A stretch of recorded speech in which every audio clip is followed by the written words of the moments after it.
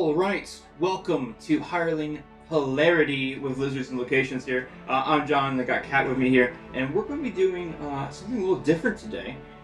This is going to be going into our fourth session of our HH. If you're not familiar with the setup of Hireling Hilarity, it's essentially just whenever we can't get the full gang together from Lizards and Locations, whoever is available, in this case, me and Kat again, we do some kind of one-shot in which essentially deals with a mercenary contract, right? It doesn't necessarily have to be fully canon or to anything. It can be a different system, like today. Our first use of a brand new system known as Daggerheart, brought to you by Darrington Press. We're super excited. If you don't know, Kat and I are huge fans of the Critical Role team, of Darrington Press.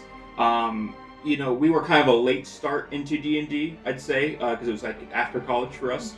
That we got into it, or towards the end of college, I'd say, and we watched Critical Role and we fell in love with it, and then we've been following them throughout their journeys in other places. We started watching, things on Dropout. There we go, and we've watched, Dimension 20, but we've really fallen in love with Darrington Press as a company, and specifically this new system that seems to have so much heart put into it. It's a lot of care, and you see that from the moment you receive the items all the way to when you start reading in there and you see how much care they put into not only just the art, but thinking about inclusion, right? Inclusivity, which is very important for us in Pride Month, right? That's also kind of show that as well. So with that being said, today we're going to build a character using a system that we haven't used yet. We're still very new to it, so we might make mistakes, and that's okay. Correct us. Let us know. Right, what we might have messed up. Leave a comment. Yeah. So we love comments, even when they're bad comments. Also, that's the kind of sell you get when you're not our sponsors. So imagine what would happen if you paid us to tell people you're awesome. Absolutely. So what we're gonna do first? The plan is, Kat, I've already talked about this with you a little bit. But we're gonna make characters together. You'll make. Say it's all out of my brain. Say it again. What? Oh, okay. You're gonna make a PC. I'm gonna make a PC as well. It'll be a GM PC. Obviously, I'll also be playing the adversaries as well. But I'll also make a PC that will be there to help you as part of the Hireling Hilarity. Okay, cool. It's not just me fighting a bunch of baddies. Which gives me extra fear, by the way, because I get to make someone. So there's also that. Another thing we're gonna do is that eventually. When we get to filming it, we'll have a session in which we use these characters. Yeah. And then we'll talk about the level up process as well. Cool. As long as you don't die. Because if you die, I can't level you up. I'm just. So don't pick the go out in glory up. Yeah, and the death moves. Don't choose that one. Choose to survive one. So, but essentially, yes, you'll kind of get to see, and like I said, we're very new to Daggerheart, as it's a new system, but we're going to, talk about the character creation process as you can see how our minds work when we create a character. This is a first. Poorly. We've never done this with our fans before, so good for you for watching this. I don't think that, at least. I don't think we've ever built a character on stream. We have not. We've done session zeros where we kind of already had characters. About our characters. Yeah. But no, you get to watch us be not great at things. So, we've done some of the prep work already, make it a little easier for you guys and the fans. Guys, they're seeing it from the 0 point, John. There's no prep. Yeah, right? But essentially, we've kind of organized some of the cards Don't first. worry, you don't want to watch us organize cards. Yeah. Roll down. We've picked out some of our pretty dice, too, as well. By the way, the Daggerheart dice are very pretty. I reminded John we have D60s. We do have a D60, which is going to come involved here when we're going to do something. But... So we're gonna make the characters. You're gonna see us play not a campaign, but a one-shot, a session. One-shot. And then we'll level up. So you kind of get to see a nice little process on how to go from a level 1 to a level 2. We should really play this game where we have shots in front of us, and every time we say a one-shot, we just take a shot. Or our fans can play it though, so good for you. So if you're not drunk yet, one shot. So with that being said, let's go into building a character. Now. There's no one correct way to build a character, right, Kat? Like, it's... no, there's not. No. Build your character whatever way makes sense to you. So, in the past for me, I've maybe come up with an idea of a person, or I've thought, like, maybe thought of like a inspiration art piece to kind of think of a character. In this case, I'm not doing that. I'm going class first. I know what class I'm gonna be, and I'm gonna build, and I'm just gonna start going with ideas based on that. So with that being said, I don't usually do this. Can I describe my way of building Yeah, a go character ahead. for today specifically? Absolutely. Well, we were watching actually, and they talked about the magicians, and I love the magicians, and I do really like what's her face from the magicians, who is a hedge witch. So I'm going to build myself a hedge witch. Little hedge witch. Yeah. Okay. Cool. Julie. I bet her name is There you go. Julie. I'm bad at names, guys. Is she the one that doesn't make it into the? Yeah, she doesn't make it into break bills, and then she like gets her brain wet, and then she's like, "No, but magic is real for real," and then she gets in like the insane. Dude, it's crazy. Okay. So you're doing wizard, right? Yeah. Okay. Cool. So in Daggerheart, when you pick a class, you have domains that you get. We've already separated the domains based on these, and luckily we don't share domains either. Sure. Even though it's perfectly fine if you'd like to share domains, but we don't have to like be swapping cards and stuff like that. So what are your domains for choosing a wizard? Oh, for sure. That would be Codex, which is like a little book, and one side is on fire. Okay. And Splendor, which is like the bottom half of a sunshine. Okay. Which is cool. Nice. I have Rogue, so I have Midnight, which is kind of like a moon look, and then Grace, which is a cross between like a butterfly and I could actually see like daggers, almost like the wings almost look like daggers. So mine are Midnight and Grace. So in that case, I would take the Rogue cards, which I have in front of me. Sure. Okay, and you would take your start wizard with cards. Our class. Yeah, we're gonna start with the class first, right? Just so we can have that all marked out. So then I pick a subclass. Yes, you're gonna pick a subclass. Unlike a lot of TCRPGs, including D&D, which we at Lizards play quite a bit, one amazing thing about Daggerheart, and there's many to talk about here, is that you get to have your subclass, your specialty, from the beginning, right? So in this case, for the Rogue, I have to choose between Nightwalker and Syndicate as my choices here. So I'm going to choose between Nightwalker and Syndicate. Ooh, I get to choose between School of Knowledge and School of War, and honestly, I can't decide. It's so painful. So Nightwalker's pretty cool. You get that like shadowy kind of feel. The idea of being cloaked and kind of striking from the shadows. That is a pretty fun thing. I've done that a lot with NPCs. I'm feeling the Syndicate though, so I'm gonna go Syndicate. And Syndicate is perfect for Hireling Hilarity because you know a bunch of people who are essentially a part of whether it's a guild or some underneath club or something along those lines, an organization. So in this case, the Syndicate is going to make a lot of sense for this person who's a part of a mercenary guild. Now with that subclass, I only get one of the things. There's essentially 3 steps when you build based on your tier that you're in. And so you have your foundation, your specialization, your mastery. I get my foundation card. So I'm going to keep the foundation card and put the other cards in a different area. And see, I can't decide because Face Your Fear seems pretty cool, where you get extra damage if you succeed with fear, right? That's real cool. But I always love take an extra domain card because that's just extra fun. Yeah. It's always fun to have more stuff. Ooh, I don't know. The choices.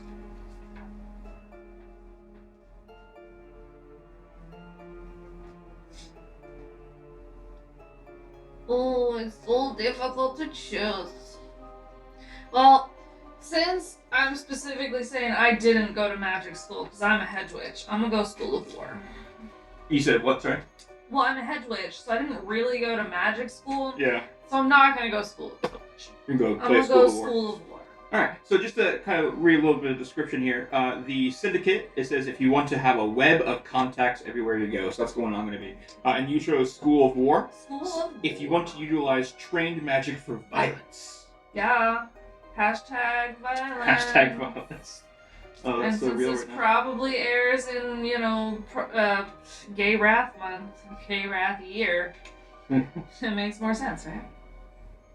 Okay, so we have customized character sheets, right? Yeah, we do. So if you go, and they have them on, like you can get them on a PDF if you go to the Daggerheart website. If you have the book, there'll be spots in there that and stuff like that. that you can look at. And Yeah, make copies of. I write this down somewhere, right? Yes, you do have to write down source. So what's really cool about this is you can just use like an overall character sheet, but they also have like class specific ones.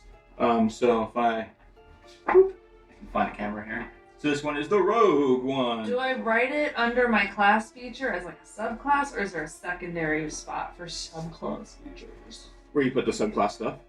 What? There's a spot on the very top where it says subclass. You just put the subclass there. Well, yeah, but if I don't want to have my card with me all the time, don't I need to write it down? So they kind of recommend you always having your card with you because you have a loadout. Well, see, but that doesn't work, because sometimes I might not always have my cards with me. We are, and we're going to be level 1, by the way, so make sure you put a 1 in that top right corner for level. And what's interesting is leveling kind of plays into your thresholds for damage, and we'll get there when we do. As we're kind of thinking about the class features and things like that, Kat, make sure to, as ideas come to you, if a name comes to you or any details you want to fill out, make sure you go ahead and do that. Oh god, we know I'm bad at names. But And spelling. You'll notice in the bottom left, Kat, you'll have a class feature there. Yeah. So mine is cloaked. I also have sneak attack. Nice, nice. And then you also have a hope feature as well. If you find the section that says hope, there'll be a spot where mine says rogue's dodge, right? Where I spend 3 hope. Everybody will have a thing where they spend 3 hope and it does something. Yeah, so I've got prestidigitation. Okay. Which Magic. It's just magic things, harmless magic, fun. And strange patterns where I can choose a number, and if I roll that number on either duality dice, I get to clear a hope or a stress. Nice. Yeah. So rogue's dodge, you spend the 3 hope, you gain a +2 bonus to your evasion until the next time you attack. Next time an attack succeeds against you. Otherwise, it lasts until your next rest. And then I have cloaked, which is a better version of hidden, which is really cool. And then I have sneak attack, which you guys probably might be somewhat familiar with it if you played other TTRPGs like Pathfinder and D&D, where they use some form of sneak attack. And it is D6s as well, but they're based on what tier you are in for that. So I didn't get to read my 3. Yeah, go ahead. My 3, my hope one. Spend 3 hope to force an adversary within far range to re-roll attack or damage roll. Nice. Now it's far range, not very far range, right? Yeah. Okay. If you don't know, they use a different range system. So there's melee, very close, close, far, very far, out of range. Very close. Close. Very close is like 3 squares away. Yeah. So it's like 3 inches away. Yeah. Oh, so melee? Melee, yep. Close. Very close is very first. Close? Yep. And then close. Close. Yep. And then far. Far. And then very far. Very far. And then... Wait. Very far. Out of range. Out of range. It's not even on the camera. It's out of range. That's why I had to say wait, because I had to pull my hand back. Alright. Alright, the next thing it says, if you've already done so you got your level on there, right? Yeah. Mm-hmm. You got your card for your class. And I wrote it down in case I don't have my cards with me. Nice. That way I can play with just a piece of paper. There you go. Where'd you write it at? On the back or? No, at the bottom of class feature. Oh, cool. Yeah, I see what you're saying. Yeah, because there's like a whole blank spot. Yeah. Alright. You wrote your subclass thing there is what you did? Yeah. Oh, okay. Okay, cool. What is your subclass thing you get? Well, I didn't read them to you. You're right. Battle Mage! Gain an additional HP slot, because you focused your studies on becoming an unconquerable force on the battlefield. Nice. Does it have your spellcast trait in there too? Yeah! Knowledge! Okay. I almost feel like I should write that somewhere. So Syndicate Foundation has the spellcast trait of Finesse, which is kind of really, really cool. And then it says, well connected. When you arrive in a prominent town or environment, you know somebody who calls this place home. Give them a name, note them. You essentially, backstory it a little bit. And then also, it gives you a couple of things that you can pull from the following list. So, like, they owe you a favor, but they'll be hard to find. or maybe it's we didn't part on great terms. And there's a list of different things that are really cool to kind of flush out how they could be useful, but also kind of there's give and take in all of Daggerheart. The whole idea is duality, right? I mean, from the freaking this beautiful DM screen that shows the contrast to the idea of hope and fear dice, duality is throughout. So you only have one subclass feature. Correct. Ha, I have two. You have two? Yeah, I also have Face Your Fear. When you succeed the fear, you deal an additional 1d10 magic damage. That's pretty cool. Yeah, let's do that. So, next step for us is going to be choosing your heritage. Okay, cool. So, and I'm referring to first, it splits up into two categories. Oh, right, I want to choose my ancestry first. You're going to choose ancestry first? Okay. Can I do community while you're doing that? No.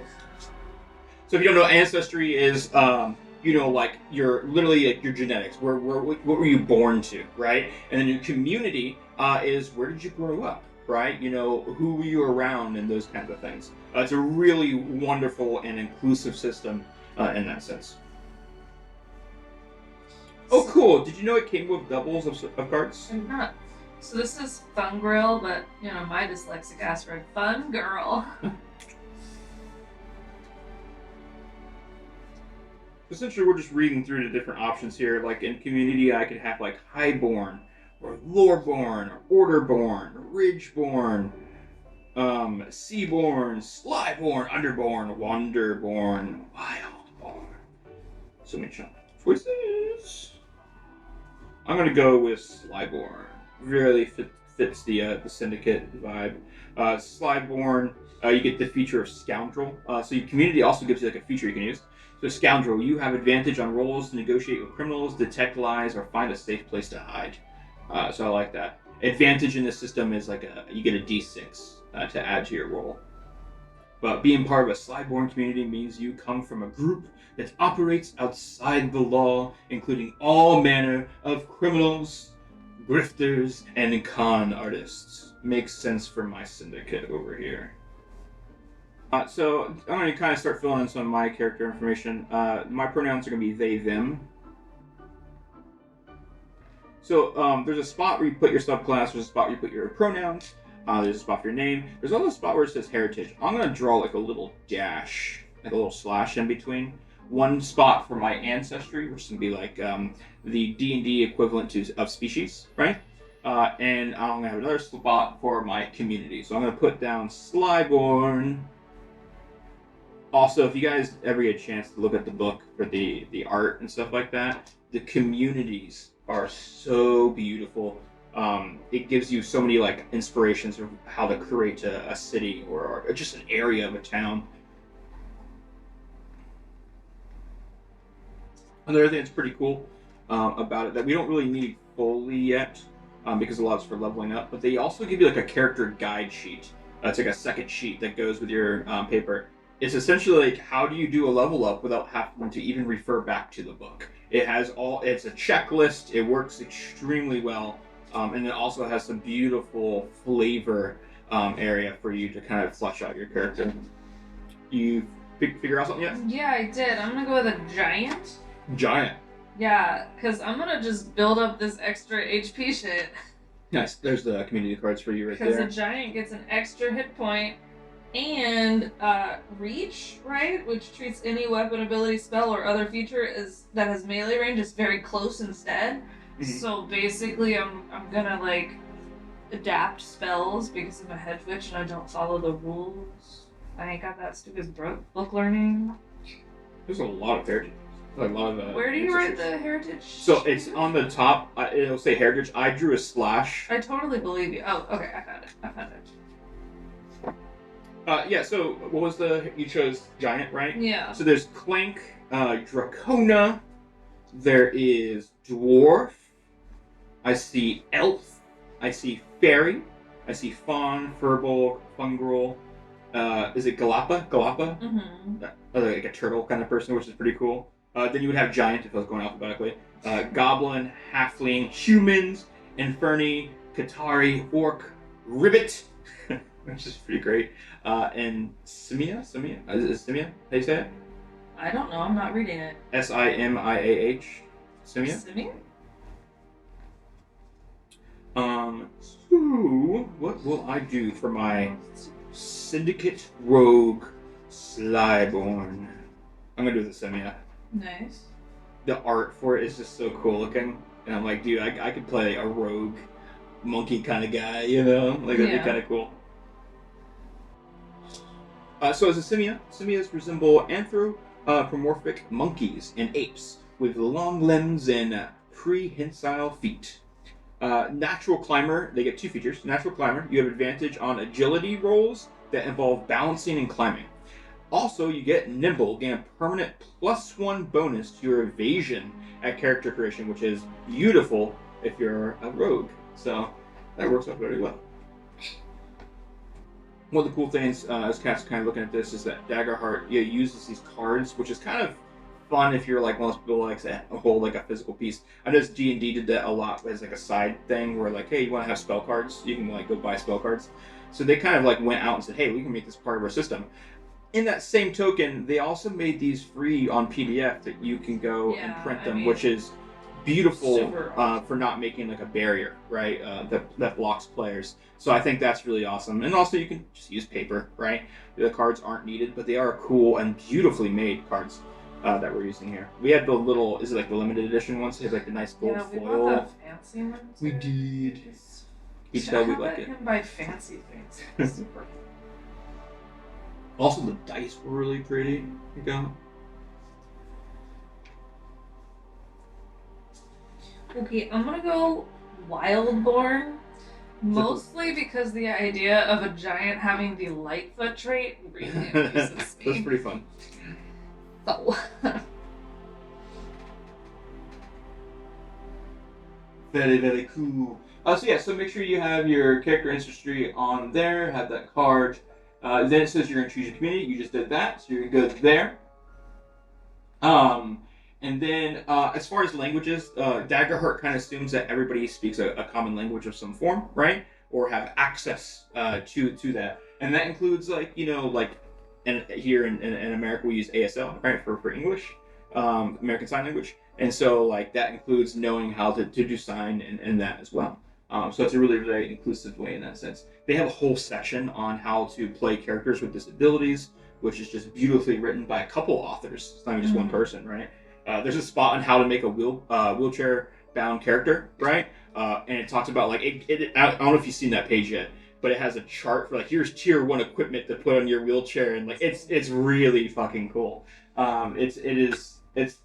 It makes you want to cry with how inclusive it is. The next thing, Kat, we're going to be doing is we're going to be looking at assigning character traits. Sure. So character traits are essentially your attributes that you're going to be using. Different systems usually use some form of, usually like a combination of 6, sometimes 4, sometimes 8. 6 seems to be pretty common in TTRPGs like D&D, Pathfinder, and of course Daggerheart. And so the 6 that we're going to be using here are agility, strength, fitness, instinct, presence, and knowledge. They have also on the sheet a couple things to kind of help you think about it. So for example, agility, sprinting, leaping, maneuvering, right? Strength, lifting, smashing, grappling, finesse, controlling, hiding.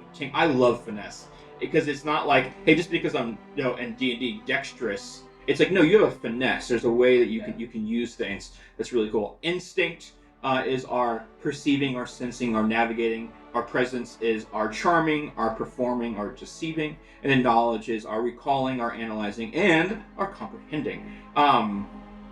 If we were comparing it to D&D, strength would be the same. Agility would be most similar to dex. And then there is no constitution in this. Instead, they replace it with a finesse category, which I love. Yep, which is very, very cool. Instinct would be closest to wisdom, right? Presence would be closest to charisma, and then knowledge would be closest to intelligence. So if you're trying to think about, hey, I want to convert my campaign from D&D to Daggerheart, that should help you out a little bit with those traits. So what you get, right, is you get a preset 6 things you have. You have 1 plus 2, 2 plus 1s. Oh god, 1 second. Let me write down what I have. You said a plus 2. Yep. And 2 plus 1s. 2 plus 1s. Okay. a 0. Sorry, 2 zeros. Okay. And 1 negative one. Oh. Okay. So go ahead and find out where you want to put those. Well, obviously, I'm gonna put my knowledge as a -1. Oh yeah, if you're a wizard, that spellcast with that. That makes sense. +2. Yeah, so my finesse will be my +2.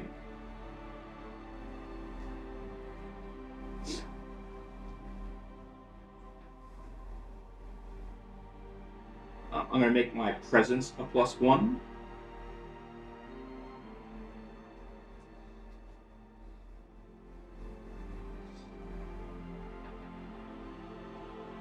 I already know my dump stat is going to be my strength. Is it going to be strength?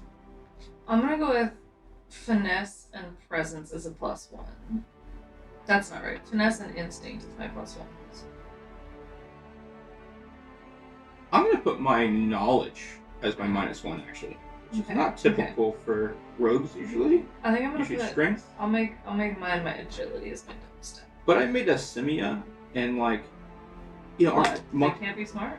No, I was gonna say, aren't monkeys really strong? So why would I dump? Why would I dump? I was also gonna say they are also very They're smart. extremely smart too, but they're all these things, right? I mean, show me a monkey that doesn't have presence, like An ugly one. Yeah, not just ugly, just like you look at it, and you go, oh, like, yeah, no, yeah. You let all the monkeys lie to you. I don't want to dump instinct if I'm a syndicate guy. No, probably not. So I think my next +1 is gonna be my 8. I think it's gonna be. Fuck. If it helps, it makes sense to dump your smart. Yeah. I'm gonna I get 2 +1s though, right? So I'm gonna make presence one of them. I'll make instinct another one. Okay. Even though I probably should make it agility, I'm gonna make my agility and strength 0. They're just kind of they're average. You're using your finesse. I'm finesse though. Okay. Yeah. So I still got one of my physical. One of my physical traits is still very good. We're both -1 for agility. No, I'm not -1 agility. You only get 1 -1. Oh, you said you're 0. Okay. Yeah, I'm 0. So I'm just average. I'm just typical. I'm real bad, guys. I'm a little head twitch. As much as she's not little, is not strong and not agile. So reading mine left to right, agility is gonna be a 0. My strength's gonna be a 0. My finesse will be a +2. My instinct will be a +1, presence a +1, my knowledge a -1.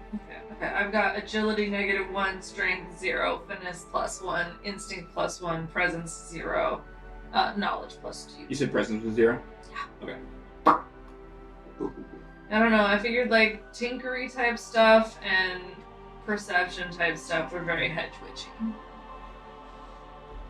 Okay, at this point, we've reached a spot where we can begin to start to record additional character information. Cool. This is before we get to like equipment and stuff like that. So some of the stuff could possibly change, but as of right now, it won't. So the first thing you're going to do is you're going to put your evasion down there, Kat. Okay. Now my evasion starts at a 12. It should have it on there for you. It starts at okay. For wizard, it starts at Yes, 11. it's based on class. Yeah. And then I subtract my agility from it. No. It doesn't. You don't have to do. Agility doesn't go into it at all. What goes into it? Nothing. That's the thing. Oh, okay. It's different than D&D like that. It's not like how like dexterity decides everything.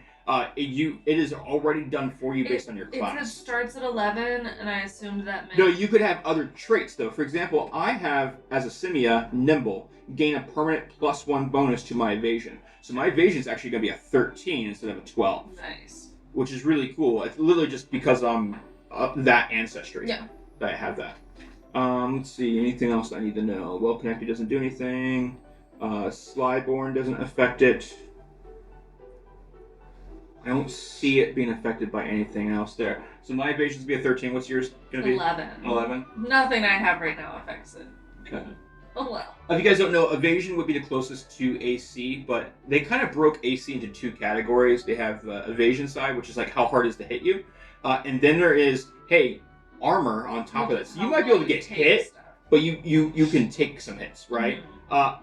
HP, by the way, is just going to be a lot smaller. And that includes for the enemies too. But it's because there's so many other things that go into it, it's hard to do damage in that sense.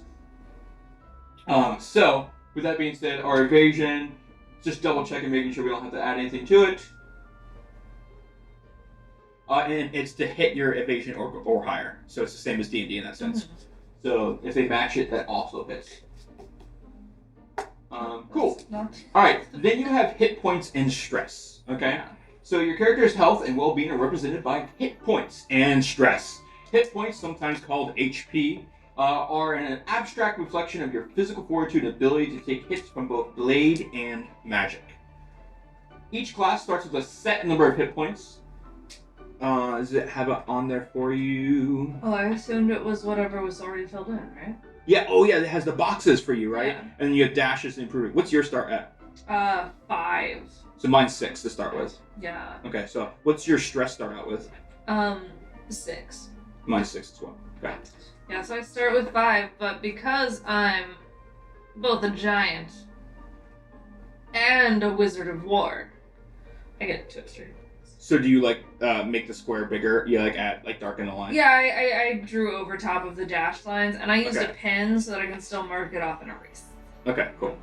Alright, cool. Yeah, but one of the things they recommend is because it has like a dash line for the blocks that you don't have yet, you can just fill in those lines, right? Yeah. To do that. Alright, then it says Hope and Fear. Hope and Fear currencies used by the player and the GM are to represent the way fate turns for or against the characters. You start with 2 hope. 2 hope. I start with 2 hope. Start with 2 Okay, hope. talk to me about how hope works. When you mark them off and then you erase them when you use them. Yep. So I'm just gonna make check marks rather than filling them in. Yeah, I really want to fill them in because I grew up with the Scantrons, And which you was have neatly fill in the bubble. I just feel like that's gonna make it messier, so I'm gonna do the checks. You know what's crazy to me? That you don't have to neatly fill in the bubble on voting forms. It is weird, isn't It it? very specifically says it doesn't matter if it's neat, and I'm Yeah. like, but no, you have to fill in the bubble. At least it's not neatly. the hole punch it used to be. The hanging chad. That's an old reference. That was old when we were children. Alright, let's see. Anything else you need to know about Hope and Fear? Yeah, so you start with 2. We'll talk more about how to use Hope when we get to the game itself. Now, we start with choosing our equipment. Equipment? Yes! I don't know why I said it like that. So we're going to be picking from Tier 1. Here? What? Which is what that paper is already done for you. Oh. So I get a starting primary weapon, a starting primary magic weapon. Wait, do I get a physical weapon and a magic weapon? Or is it one or the other? You choose, I believe. So let me double check. It says you use physical weapons to attack your blah blah blah blah blah. Character creation, you can choose either a 2-handed primary weapon or a 1-handed primary weapon and a 1-handed secondary weapon. Okay, so you choose one primary weapon that's physical or magical, then you choose a secondary weapon if you didn't choose a 2-hander, Correct. and then you choose your armor. Yep. And there was something in there in the book under class. It told you a couple of other things that you have in your inventory, just so you know. Oh, okay, cool. Yeah. Is it on Oh here? no, never mind. It's actually just on the character guide. I'm a crazy person. Is it really? Already Yeah. on there? On the character guide, it's got your little. Take a torch and blah blah blah. Yeah, that's cool. So you Yeah. just add that to your inventory. Good for them. One of my favorite is that I could either have a book that I'm trying to translate, or a tiny harmless elemental pet. And is that what you're gonna go with? No, it's not. No, it's kidding. Yeah, it is. It's harmless. It does nothing but No, sit you're on my good. shoulder. No, it's amazing. It's amazing. know Remember if your it's good proficiency for at level 1 is 1, just so you know. My proficiency is what? I don't know if there's a spot to mark that, but I don't know why I keep going back with that accent. I want there to be a spot to mark it. Oh, it's already marked. Where? Proficiency. oh, and use bubble in as you get more. Yeah. Well, cool. It also doesn't tell me it has to be nice and neatly. Alright, so we got, so you get proficiency, I told you how to do the weapons. And then it says you can choose an armor from that list as well. So go ahead and do that. So I want a magic weapon. Makes sense for you, magic user. I'm like, whoa, oh, hand runes. What? That sounds cool.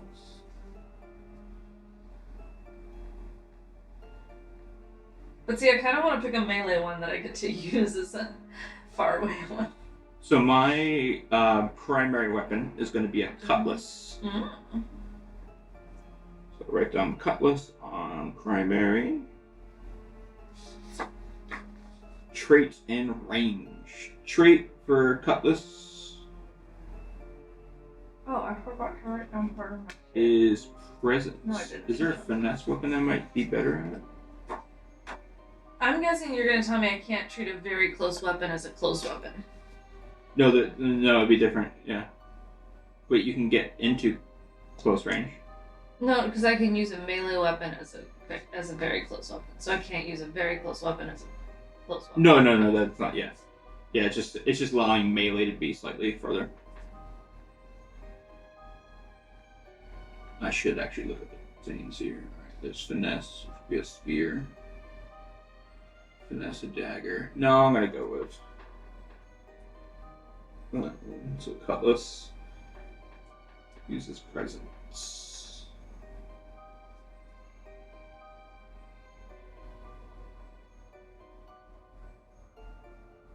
The range of a cutlass is melee. Those are not good. I might be changing my scores. Just to fit my what I want my weapon to look like. That's fine. Do that too because this is a whole new system for us. So, like for me, I was like, oh, cutlass is gonna be. I could probably use finesse, but it's presence, which is fine. I still have +1. So when it says that your trait does something, what is that? What is it? So I'm looking at arcane gauntlets, and it says trait strength, right? Yeah. And it says range melee, and it says damage. A D10 D10 plus 3. Yep. So what does the trait do to it? Does it add another +1 to it if I had a +1? Yeah. Yeah, it's just saying that those are naturally gonna hit harder. Okay. And you said your instinct is fine? What's that, sir? You said you gave yourself instinct? Yeah, I'm a +1. So not metagame at all? There you go, I'm a +1 instinct. Then I'm just gonna go ahead and be +1 strength, so that my arcane gauntlets hit a little bit harder. And then, I've told you, I think before, but just so you know, your damage, the amount of damage dice you do is based on your proficiency. So as you get higher proficiency, you'll do better with that weapon. So when you get to eventually 3, you'll be doing 3d blah blah blah. I also have to ask, what's the difference between like one? I guess the two-handed weapon. See, but only sometimes. I'm trying to figure out what the point of these gauntlets being two-handed instead of one-handed is. Because like the hand runes are one-handed, right? Yeah, it's the damage. But the damage is only an extra +3 on the. But it's a minimum of +3. You also can. That's true. You know what I mean? But see, it's so funny because like the hollowed axe, when it's one-handed, is a D8 + 1, versus the two-handed glowing rings, which is a D10 plus. I don't know. It's a D10 to hold dice higher. But the and it can do it from farther away. But the single-handed hand runes is the same D10. So it doesn't like drop to a D8 being a one-handed. I don't know. It would just take. I'd have to look at a whole list and figure out what the difference is between single-handed and two-handed. Shit. What? Oh shit! What? You have to explain after you say "oh shit." You can't just changing my weapon. Why? Because you want a secondary weapon? No, I didn't realize I could do magic weapon. I have spellcasting. I'm not used to rogues being natural. Like so many people, a lot of classes in Daggerheart are natural spellcasters. Well, I don't think you have to be able to spellcast you do. To use a magic weapon. To use magic weapon, you have to have spellcast or. Well, does that mean I can only use a knowledge weapon? No. It means that the ability to use a magic item. Oh. Okay. Let me double check. It doesn't say anywhere on here that. And if you have a spellcast trait, such as from your subclass, you can also wield magic items. But it does. I don't have to use my knowledge, which is my magic casting trait. Nope. Then why would I need to be able to use magic? Because to still be able to activate that magic. Yeah. You say so. I do. So I'm gonna do the returning blade, which is super roguey. Yeah. No, see, you have to, because versatile, this weapon can also be used with presence or melee. With presence melee instead of presence What? No, I'm confused. No, I'm confusing myself. They both say presence. Never mind.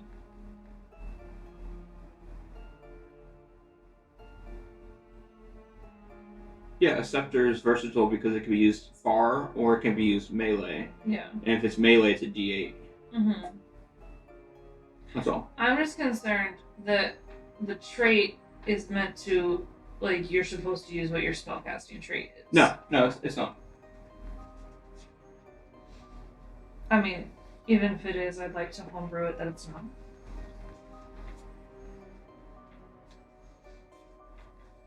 I know that's a little much, but...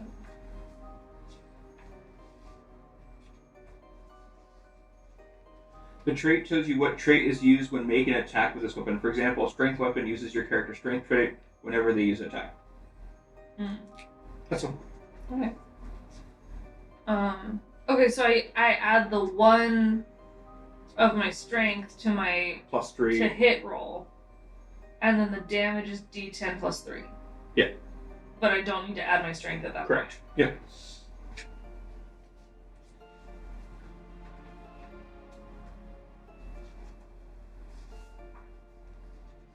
Damage represents how deadly your weapon against the adversaries you face. Whenever a weapon's damage lists a type of die, such as a D8, you roll that die to determine the damage you deal.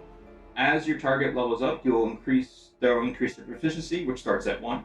Unless otherwise specified, you roll a number of dice equal to your character's proficiency. For example, if your character's proficiency is 2 and their damage die is D8, you roll 2D8. Oh, okay. And add their values together. Okay, so it's nothing D10 because that's based on your proficiency. Yep. Cool. Yep. I understand. But by me doing Returning Blade, this is really cool. I get now use my Finesse, which is a +2. So, And that's for your attack. Yeah. But not the damage. Yeah. To my knowledge. Makes sense. I'll double check that in a sec. So range now is also close, so that's really cool. And it's going to be D8.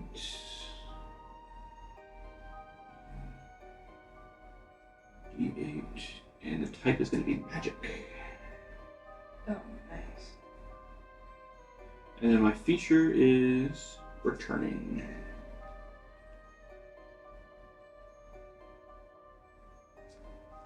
So returning says when this weapon is thrown within its range, it appears in your hand immediately after the attack. Okay, and then the armor's neat because you have like you choose like what your thresholds are and your base score and like your feature On top of it, yeah. So like the gambeson versus leather armor, You like might get better evasion. the gambeson has a lower base threshold, but the feature is that you have a +1 to evasion. Yeah. Which is cool. Yeah, there's a trade-off. Yeah. Which I think is what I'm gonna go for. Did you choose a second weapon, or do you only get No, one? because I've got a Two-handed? two-handy. You do an Arcane Gauntlets. And you have an ability which allows you to do it very close. That's cool. So you can do it from like 15 Because feet see, away. I was gonna choose hand runes because that feels like something where I could like they wouldn't even be like a weapon. It would just be like I draw runes with my hands. Yeah. I know that's probably not what they're saying. They're saying like a rune on your hand.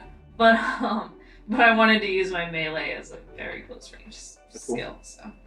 So I did the Returning Blade, which means I still can choose a secondary. And I'm going to go with Grappler, which is just a cool... It's like a chain with a blade attached to it. Mm-hmm. So I can like throw the chain at you, pull you into me with the Grappler. Mm. But I also like the idea of like using the Grappler to like help climb a building or something like that, you know, kind of thing. Yeah. Which is super rogue. So he's going to have a weapon that he can throw that comes back, and then a Grappler to also pull you in too closer. Nice. Which is really fun. So I love the weapons in this. So just as a fun fact, since armor affects your evasion, pick out your armor first. So the Grappler, like I was kind of mentioning, it has like a little hook on it. On a successful attack, you can pull the target into melee range. Nice. I kind of want you to homebrew me like just a feature of my arcane gauntlets, even if it's nothing more than like glows really pretty. Oh yeah. I don't know.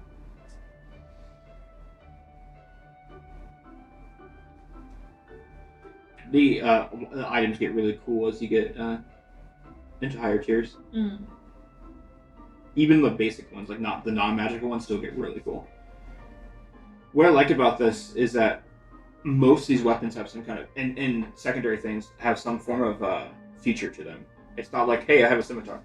Mm-hmm. Well, cool. You know, like if I use a rapier, it has quick. If I have, and they can be bad things, like a warhammer is heavy, right? Mm-hmm. But you get extra damage from it and stuff. So, what'd you do for your armor? Gambeson armor. Okay. Because I figured with my 2 extra hit points, I can take the lower thresholds in order to have the higher evasion. To have that, yeah. With the armor. Remember, your level goes into your thresholds as well. I didn't remember that. How do you do that? So 5, 11 should actually be 6, 12. Okay, Yep. cool. And then as you get another level, we'll go up again. And then with the little armors that they have to be slotted off, right? Yeah. You have 3. Yeah, so I should, from my own knowledge, maybe check them off and then erase them. Yeah, that's what people do, is they check, they bubble them in, and then they erase them as they run out of them. Yeah. That way I just, I've also seen online someone draw, a rectangle around how many they have. I think I like that. Yeah. I think I like that. So I'm going to just do that for me. I'm going to start with 3. So this is hard. I'm usually in D&D. I'm an AC guy, right? I like to get my AC higher than my hit points, instead of not higher than my hit points, but more. Damn, yeah. But That's good. I prioritize AC. I am already a little bit more extra nimble because Gives a little more extra, guys. Because of Simia. Yeah. So I think I'm gonna go with the leather armor. Yeah. Which will give me a little bit better. Cause it's just hard for me. Cause I do like the idea of making it harder to hit. You're just impossible to hit. Fuck it, I'm doing the Gambeson armor too. Oh my god, we could be like twins. Twinsies. Oh my god, we could be like best friends. We wear twinsies armor. That's our Frenemies. thing. You just turned my whole thing around. Oh, the Are other. we enemies to lovers? I know how to know how many you start with all the times. In the armor, you write down the number. Well, yeah, but so even if you're checking off and getting rid of stuff, you're like, oh, okay, I have. Yes, I understand that. I don't like them. I like the little dash boxes. I'm going to. So this is gonna be weird. I'm gonna check off when I use them. Is what I'm gonna do. I liked putting a box around the ones that you have to check off. Yeah. I just tossed my cards everywhere. Good. Fantastic. So that means for Gambeson armor, I have a base score of 3. I use my armor 3 times before it breaks. But I get flexible +1 to evasion, so my evasion is now 14. And your base thresholds are 5 and 11. But they'll be 6, 12 because of my level. Yeah. So, for potions, a health potion obviously gives you hit points, right? Or a hit point. Uh-huh. Stamina potion gives Take you out your stress. Yeah. Yeah. Because stress can kill you, literally. Yeah. I'm gonna use a stamina potion. Once you run out of stress, you start marking hit points. Do spells feel like they use a lot of stresses, right? To cast spells. Isn't that how you do it? Yeah, a lot of things cause stress. Like, for example, if I want to switch weapons in the middle of combat, that takes a stress. For sure. I'm trying to figure out, as a wizard, spellcasting will usually use stress. Why I decided to carry either a health potion or a stamina potion. Most likely stamina. Yeah. Yeah, and the reason why is that some of your spells, not most, but some of your spells will use stress. Yeah. And then on top of that, if once you get to a higher level, when you need to start recalling freaking spells that you have, you're going to be spending stress to do that. Unless you pick the school of knowledge. Where does that help that? Yeah, it does. That's cool. No, I don't want that. That's cool. I didn't go to school. That's cool. They didn't accept me. Not great. So my name of my active armor, is Gambeson armor. Thick snouts. Thick snouts didn't accept me, John. Oh yeah, thick snouts. Thick snouts. Oh, thick snouts. I thought it was thick snouts save lives.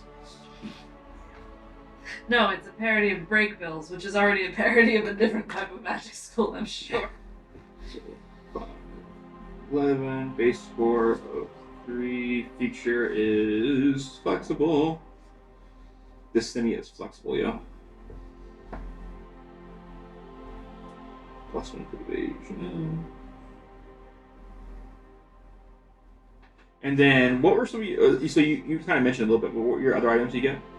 Oh, a torch, 50 feet of rope, basic supplies, and a stamina potion. Oh, and a handful of gold. And a handful of gold. So we get the same that, and then you choose... Either a book you're trying to translate, or a tiny harmless elemental pet, which is what I'm going with.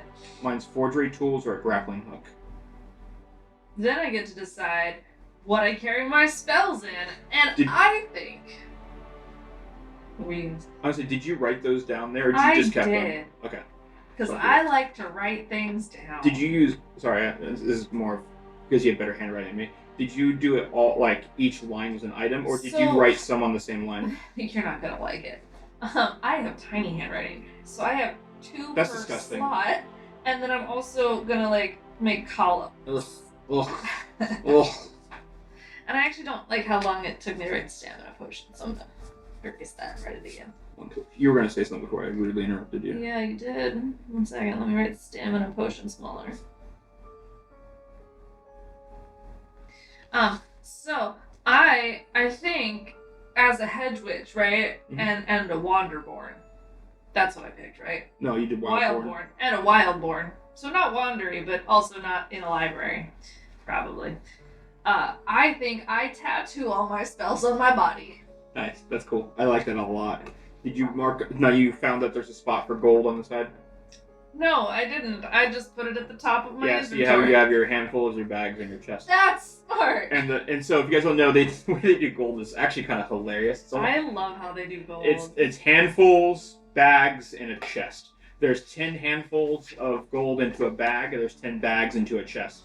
They say in the book that if you want to have more than one chest, you're going to need to find somewhere to kind of store your gold. So unless you have some magical means or some transportation means of carrying your gold, you need to find a place for having that, right?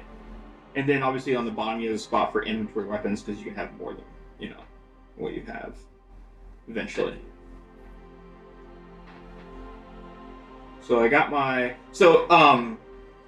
here's a good spot to kind of talk to you guys about some stuff. So we mentioned that your AC gets split into 2, right? So your AC will have things like your evasion, which evasion is how hard you're hit. So mine's going to be 14. So you have to roll 14 or higher to hit me. There's no stats that go into it. There's just features, like, for example, me being nimble from being a simia, or me having, what's the name of armor? Gambeson armor, right? Gives me a +1 to my evasion. So that's what allows me to change that evasion score. Then you have armor base score, which is how many times you can use that armor before it has to get fixed. And you fix it during things like short rests, long rests, anything like that.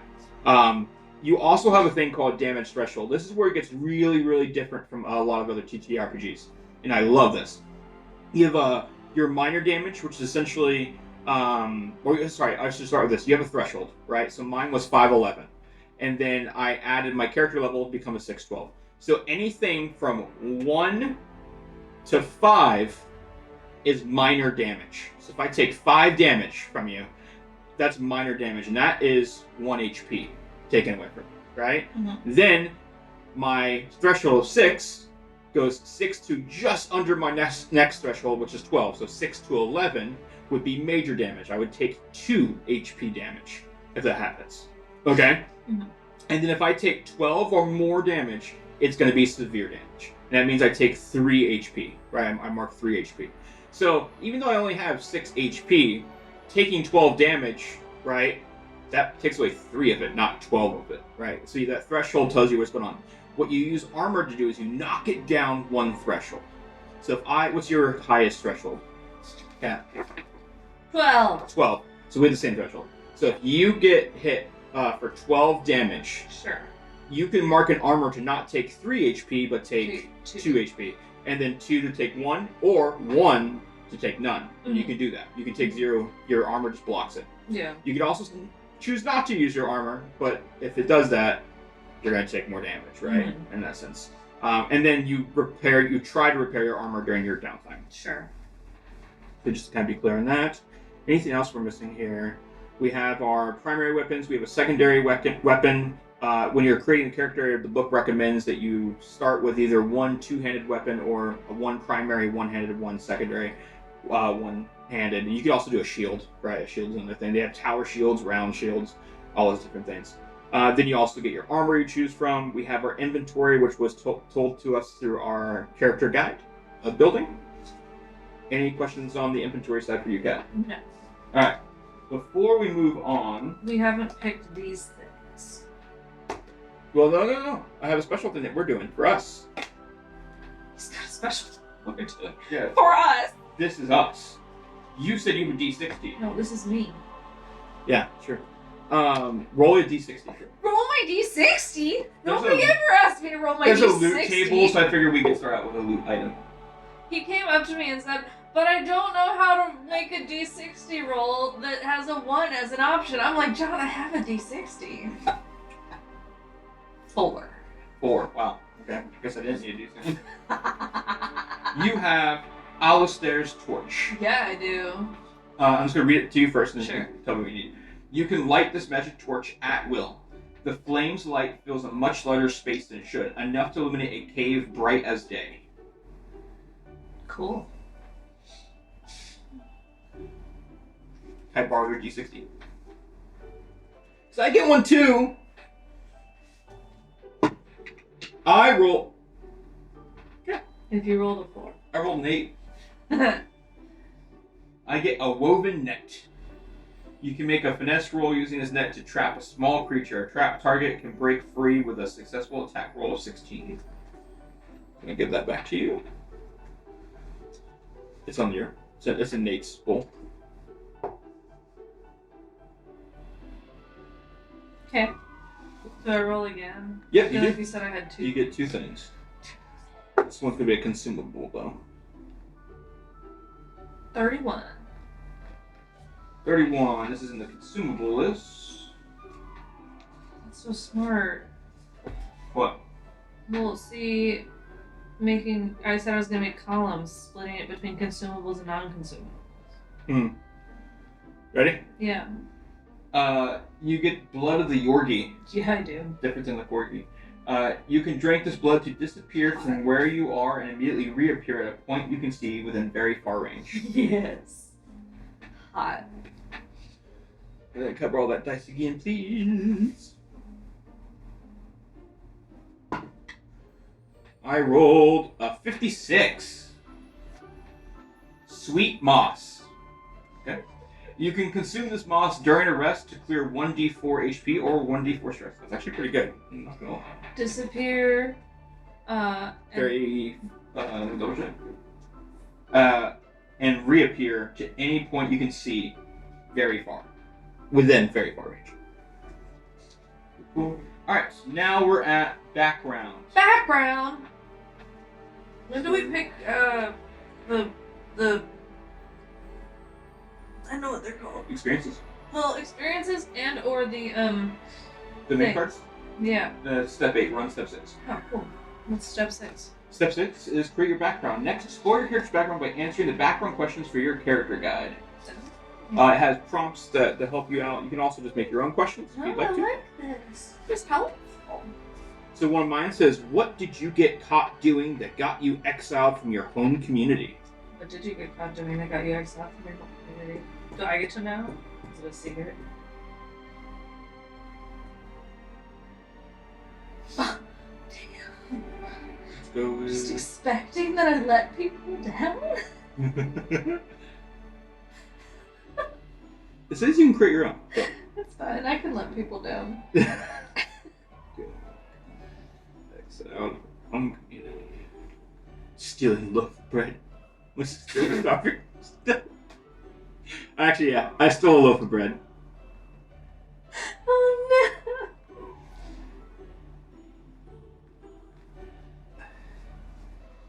And officially, my name is now Sean Valshawn. Sean Valshawn. Damn. Come on, that's pretty good. That is pretty good. It's the SEAN. Yeah. So, What responsibilities did your community once count on you for, and how did you let them down? Okay. I think they counted on me to protect our the hedge location, and obviously I failed, and the bad people got in. okay. And now I no longer have a hedge to protect. You don't have a hedge anymore. You're a hedge mage without a hedge. You're a mage. My second question for me is: you used to have a different life. I was a mayor, but you've tried to leave it behind. Who from your past is still chasing you? Inspector Sean Bear. Caver. Inspector Flavor. Flavor. Do you mean Flavor? Flavor. Should I do Flavor? Yes. How would I spell it? FALV dash AIR or ERE? Or VARE without dash. Oh, ARE? Flavor. ARE or AERE? ARE. ARE. Inspector Flavor. Flavor. Flavor. Is he also a chef? What? I don't know. His flavor. Yes, that's He's the a joke. chef? I don't know. Yeah. He's a chef turned cop? Yeah. Oh, he's a cop who's trying That's out another for character I haven't made yet, He's a Kat. cop who's trying out for Master Chef. What's your second question? You've spent time searching for a book or object of great significance. What is it, and why is it so important to you?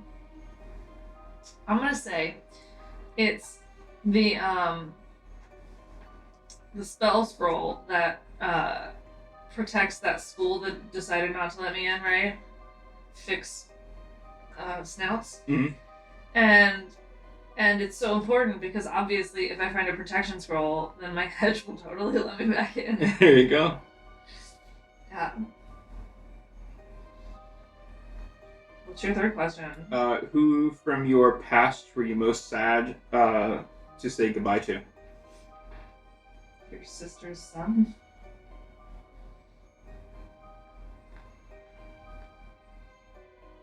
Your adopted daughter? That's what I was thinking, like Cosette, like a play on Cosette. Baguette.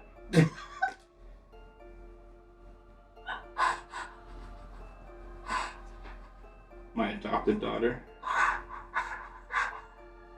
You're named after a bird? I didn't name her.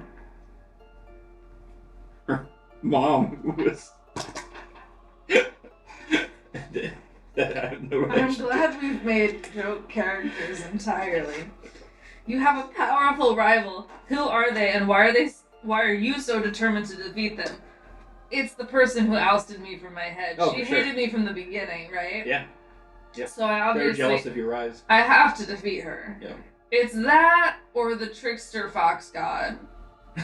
Trickster Fox got very good too. Or it's the person who also just made it into the school and you didn't. Oh, it's the headmaster that kicked me out. Yeah. Right. That could be good.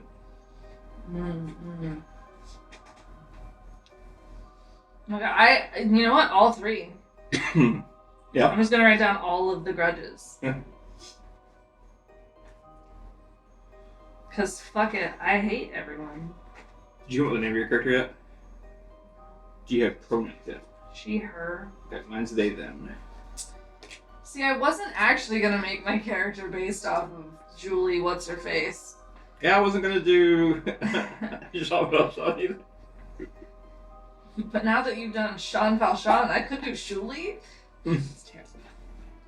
No, see, you shouldn't have asked me about my name. I'll pick a name eventually, I swear. That's no problem. You ready to move on to the next part? Yeah. Step 7, create your experiences. My nameless experiences. Oh, we should explain what experiences are. Oh, yeah. So experiences are my favorite part of Daggerheart.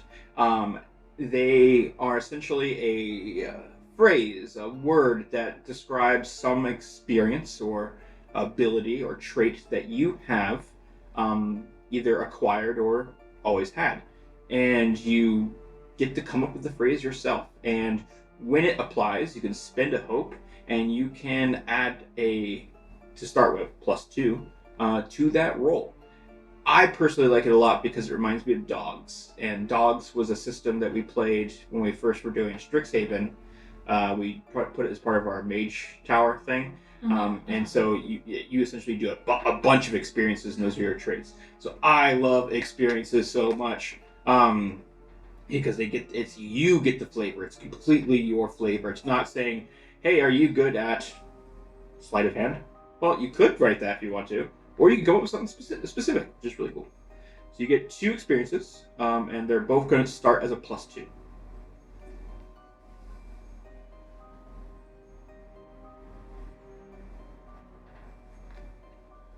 How many? I get 5 experiences? You said less than that. I said 2. You said 2 experiences. Yes.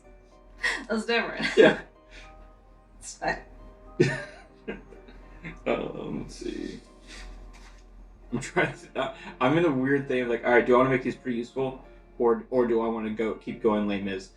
Like, and it's a weird tear in my psyche right now. I gotta think about. Yeah. Okay. Because I'm like, I could do expert climber, which sounds really useful. Yeah. Or escape artist. Bria talking to priests. Escape artist. Escape artist is very good. I love that. You're a genius. I know. It's almost like you chose a wizard. I'm thinking like, so one of the things that Jean Valjean does is that he kind of blends in really well. Like, when he's a mayor, it's just accepted that he's this mayor, and then when he's this really rich, guy later on, Mask of Many Faces. It's like a Mask of Many Faces might work. Yeah. Expert I costume. like Mask of Many Faces. Cool. I went with Outcast and the drama. Oh, the drama. So I'm just like overly dramatic, but also everybody just like shuns me, so I like know how to deal with being shunned. I don't know. Nice. Yeah. I don't know how Outcast is gonna work, but it's gonna. That's cool. It's gonna. Alright, so you're good with your experiences. Yeah. And you got +2 for both of those? Yeah. Okay. Now we get to choose our domain cards. What's there? How many domain cards do I get? That's a great question. Give me 1 second. No. Where do I write down my domains? Oh, I'm back to my thing. See, I told you I should have done Alright, so it says domains are the core building blocks of Daggerheart's classes. The following domains are included in this book: Arcana, Blade, Bone, Codex, Grace, Midnight, Sage, Splendor, and Valor. Each domain has a domain deck, a deck of cards containing abilities and spells with central theme or focus. For details or which each domain represents, check out the domain section. So your domains were what again? Codex and Splendor. Codex and Splendor, and I have Midnight and Grace. So each class is made of 2 domains. Look at all the level 1 cards from your class's 2 domains and choose 2 cards, returning the rest to the respective decks. And I choose from just the level 1? From the level 1s, yep. And how many do I choose? Choose 2. 2. So you can do 1 from each or 2 from 1. Alright, so... Alright, we went ahead and went through our cards to figure out what kind of domain cards we wanted to go with. Yeah. I ended up doing 1 from each domain. So to kind of start off, I did Rain of Blades, which is from my Midnight domain. It is a spell. Spend a hope to make a spellcast roll, and conjure throwing blades that strike out at all targets within very close range. Targets you succeed against take a d8 plus 2 magic damage using your proficiency. If a target you hit is vulnerable, they take an extra d8. So essentially it's a big like AoE effect of these like spectral blades that fly out. Sounds really, really cool. And then I also did inspirational words, where my speech is empowered with power. sorry, imbued with power, not empowered with power. Empowered with power. Imbued with power.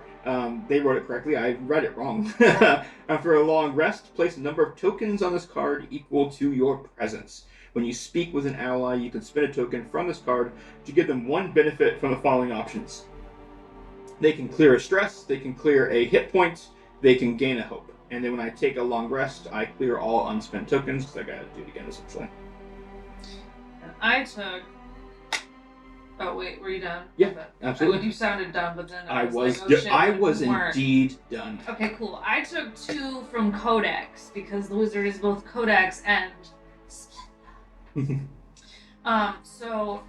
But my Codex ones were all Grimoires, which come with like 3 spells each, which is really cool. So I'm just gonna be toting around... Actually, I'm not, because I tap my spells on my arms. So one arm is gonna be the Book of Iliad, and one arm is gonna be the Book of Ava.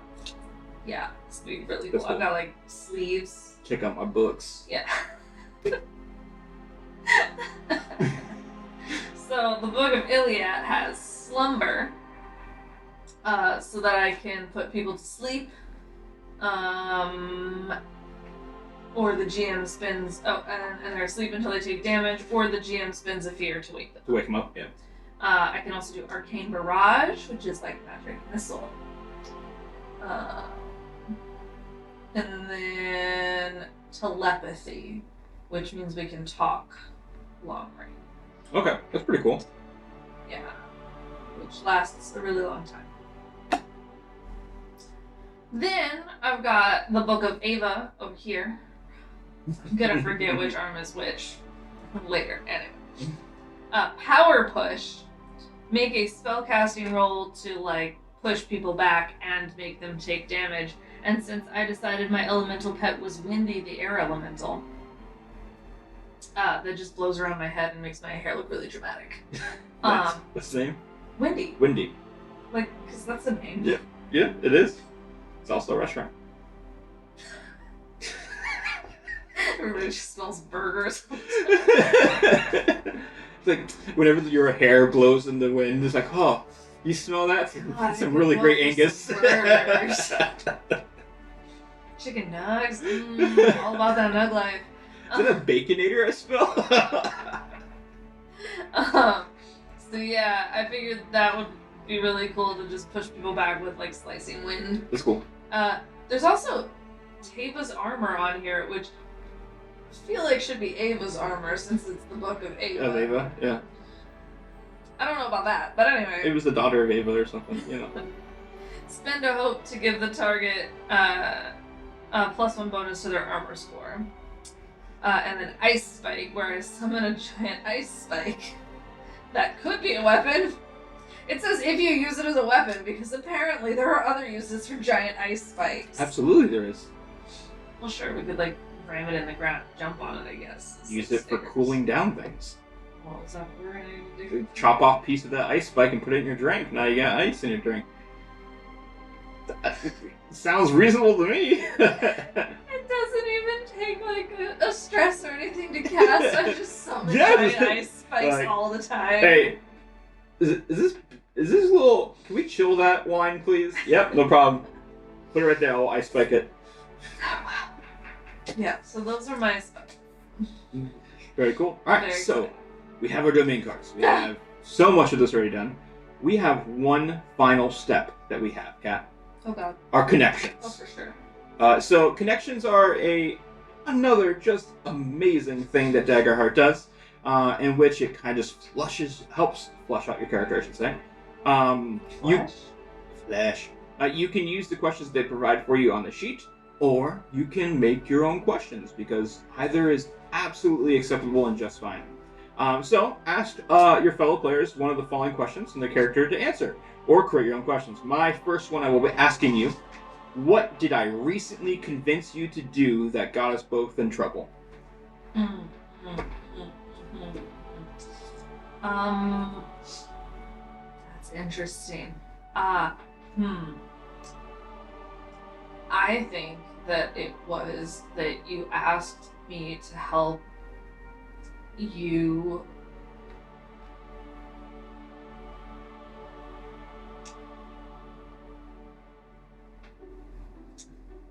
sneak in and shave the beard of a very important person in the political sphere of our town. So I asked you to help me do it? Yeah. Okay. Yeah, because you didn't make me go on by myself, but I helped you do it by using magic. Embarrass politician? Yeah.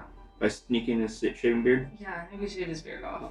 But maybe we just shaved it so that it looked funny. Okay, yeah.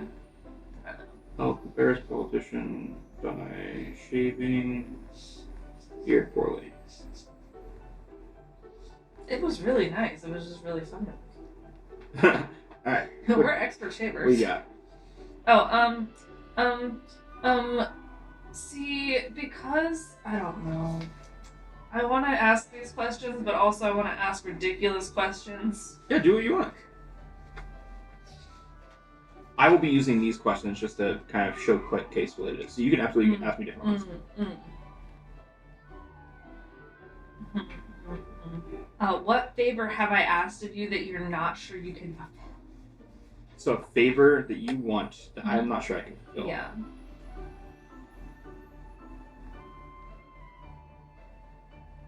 How dark are you? Like, are you like pretty evil? Are you like, yeah? Could be. How to assassinate the headmaster of? Oh yeah, for sure. You don't think you can assassinate him? I think it's a school full of wizards that I might get my ass kicked. Cool. Does that work? Or? Yeah, I like it. Okay.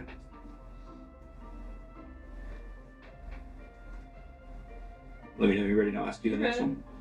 What have I discovered about your past that I hold secret from others?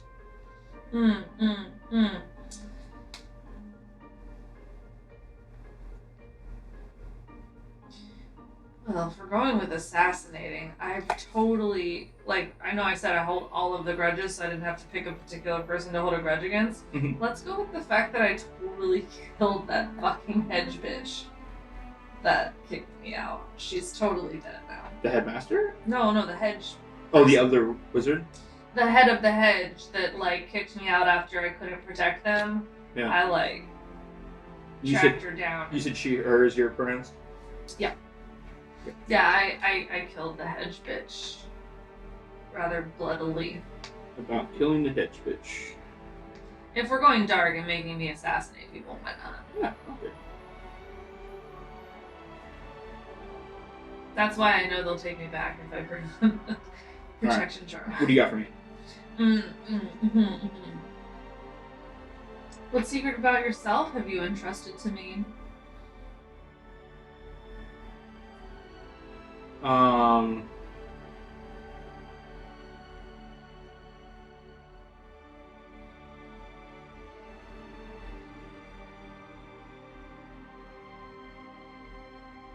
No secrets? You just don't open book? I have something.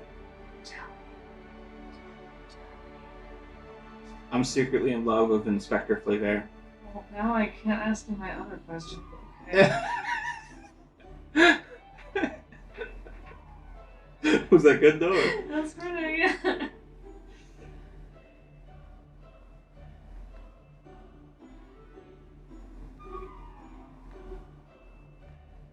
Okay. If I had a recommendation for this sheet, for one thing they could add to it, is I guess you could do it on the back of it, but keeping track of some of the things that you have with your connections with other people, like a space for what other connections shared, other connections or something like that, kind of thing. Oh, my side. Could just print out a bunch of these and have a connections card for each other player. Yeah. All right. My last question for you: what do you know from my past, and how have they influenced your feelings about me? You said how? Who do I know, or what do I know? What do you know? Oh, okay. And how has that? No, just say who do you know. Sorry. Who do you know from my past, and how have they influenced your feelings about me? Sure. The two people I've named so far is Inspector Flaver and Baguette. Let's say I knew Baguette's mom. You knew Baguette's mom? Before she died, yeah. Okay, what was Baguette's mom's name? My joke answer is sourdough, but that's terrible. Don't call her sourdough. Sarah. Doe. D-O. Sarah Doe. Sarah Doe. I'm gonna do capital D-O. Yeah. Yeah. It was Sarah, and her last name is Doe. So you do Sarah Doe. I'm gonna put... Like John Doe, Jane Doe, Sarah Doe. I'm gonna put B's mom. Baguette Doe. And how does that influence your feelings about me? Oh, I mean, you're so empathetic and helpful. No wonder you would totally... Would you say I'm like secretly sweet and empathetic? Yeah, you're so sweet and adorable, which is why you're totally gonna help me assassinate that master.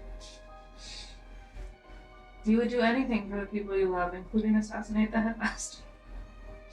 Alright. Do you have a final question for me? Sure. Since I can't ask you if our secretive intimacy has turned into physical intimacy because you're in love with the inspector, what weird hobby or strange fascination do we both share? A hobby? Yeah. And because that sounded so much like one of Mary's questions of the day, why is it penguins?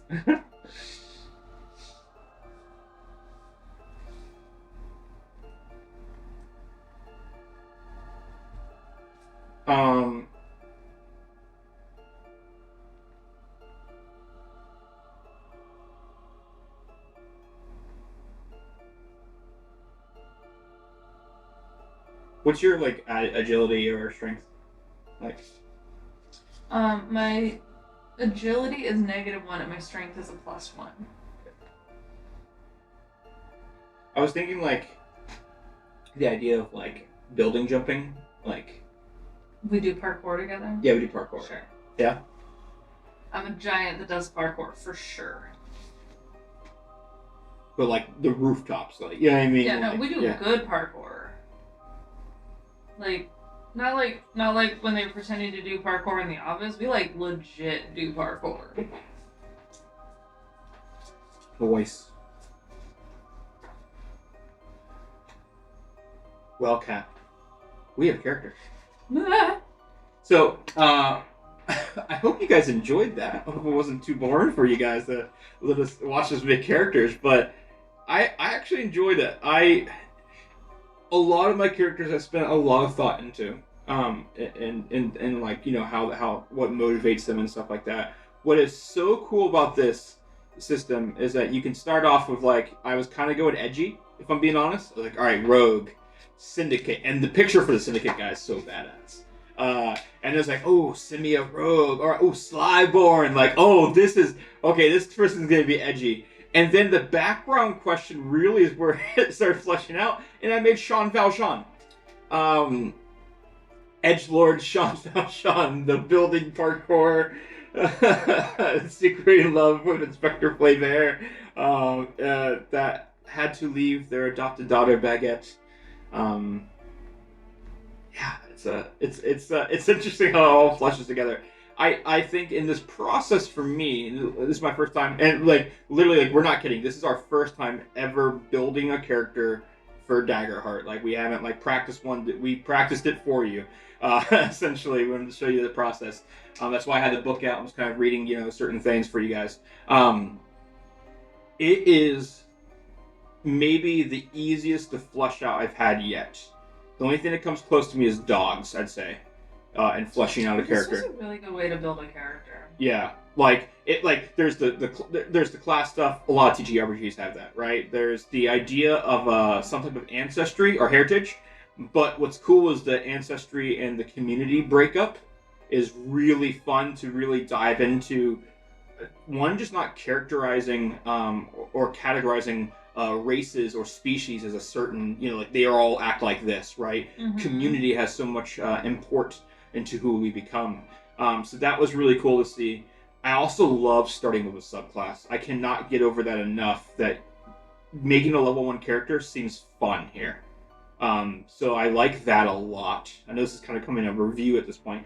I also really like the weapons. I think the way you like the weapons have different flavors to them. Spellcasting is not just mental things. It could be physical spellcasting. Like I spellcast with finesse. That's practically dexterity, right? You know what I mean? Is what I'm spellcasting with. Yeah. but also I can have a weapon that uses my presence. You know what I mean? Like, that's kind of cool. I didn't choose that. That would have been the cutlass if I went with it. I like the armor system. But the thing that still, I can't get over it, is it's the experiences, background connections. The back end of character building here is amazing. Because, and you don't have to use these questions, but these questions are really well done, actually. And typically, you wouldn't have just me and Kat here doing this. You'd have 5 people, 6 people, 4 people. So your whole party. So when you do connections, I wouldn't be asking her the entire time. Yeah, you could ask other people. And then they ask you, right? So now you build up your character even more from that. So, yeah, it's really, really cool. Kat, you have anything to add to that? Or? Yeah, my name. Oh, you have your name. I do, because I'm still really weird about the fact that it's the Book of Ava, but it's Teva's armor. Uh-huh. So because I'm a head witch and I routinely alter spells, I'm gonna call myself Teva. Teva Arn, because when you say it really fast, it's Teva Tav. A-R-N? A-R-N, yeah. Because if you say it really fast, it's similar to tavern, and that's just fun. I like that. Teva Arn.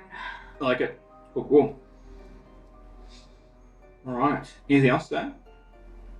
Only that I'm contemplating changing my name to Tav Arn, because that's even closer to Tavern. No, I was going to say Tav Arn's great because it's like BG3. Tav.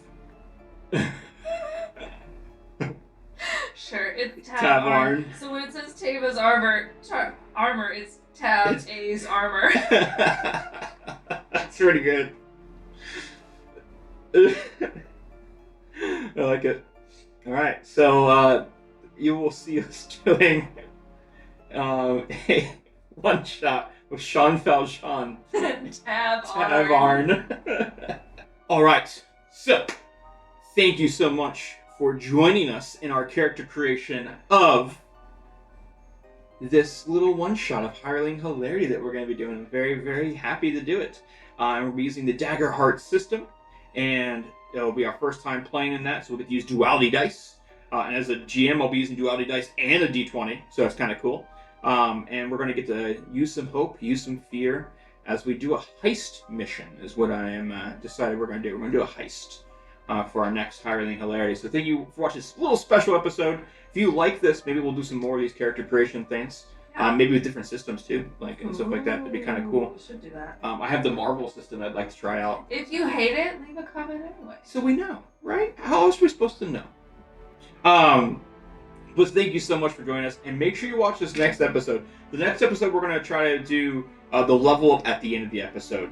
So essentially, you'll get to see the session of the heist using these characters we create right now, and a level up, if they live, to level 2. They will live. Will Tav Arn live? Will Sean Valjean live? Find out next time on Hireling Hilarity. One day more. Can't we roll yet? On another note. Oh, go ahead. Check out our social media. Because it's really cool. There's Twitter and Instagram and Hive and Mastodon and Bluesky. And you can check out our Patreon where we post homebrew stuff, free art because I don't gatekeep art, and blogs and stuff, which is cool. Also, if you thought we could hype up this game, which we're not even paid to do, you could hit me up on social media and pay me to talk about your Kickstarter or however else you're selling things. Because I love doing that. Happy community-ness. That's a thing. Do it!